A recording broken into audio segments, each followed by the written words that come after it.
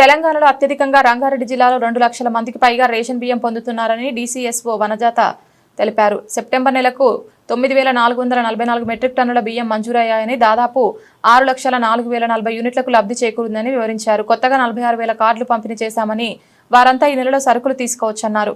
August 14 తర్వాత approval వచ్చిన వారు అక్టోబర్లో తీసుకోవాలని పేర్కొన్నారు. రంగారెడ్డి జిల్లాలో ఈ నెల అంటే సెప్టెంబర్ నెలకు గాను మనకు మొత్తం అలాట్మెంటు 9,444 మెట్రిక్ టన్నులు అలాట్మెంట్ రావడం జరిగింది. దాదాపుగా 6,04,040 మంది కార్డుదారులు ఈ అవకాశాన్ని వినియోగించుకొని ఉన్నారు. కొత్తగా మేమేదైతే 46,000 కార్డులు అప్రూవల్ ఇచ్చామో వాళ్ళు కూడా ఈ నెలలో ఎవరైతే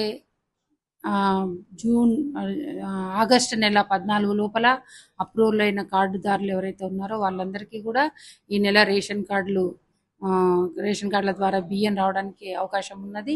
అదేవిధంగా 14 తారీఖు తర్వాత ఎవరికైతే అప్రూవల్ ఇచ్చినామో వాళ్ళు నెక్స్ట్ అక్టోబర్ నెలలో వాళ్ళు అలాట్మెంట్ తీసుకోవడానికి అవకాశం ఉంది. కాబట్టి దాదాపుగా 20 లక్షల పైచిలకు ప్రజలు రేషన్ సౌకర్యం పొందుతున్న అతిపెద్ద జిల్లా రంగారెడ్డి జిల్లా. కాబట్టి అందరికీ కూడా రేషన్ అందుతూ అందరు కూడా రాబోయే పండుగల్ని సంతోషంగా జరుపుకుంటారని కోరుకుంటున్నాం.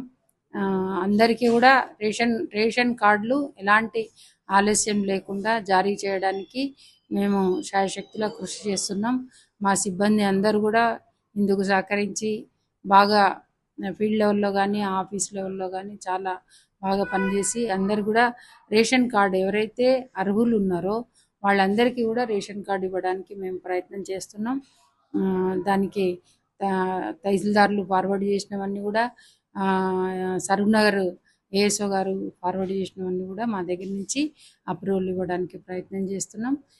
ఇక ముందు కూడా ఇంతే వేగవంతంగా ప్రయత్నించి అందరికీ కూడా ఎవరైతే మనకు అప్లికెంట్స్ ఎవరైతే ఉన్నారో ఎవరు కూడా నిరాశకు లోను కాకుండా వాళ్ళకి రేషన్ కార్డులు అందించే ప్రయత్నం చేస్తున్నాం. రానున్న కాలంలో ఇంకా కూడా లబ్ధిదారుల సంఖ్య ఇంకా పెరిగే అవకాశం ఉంది.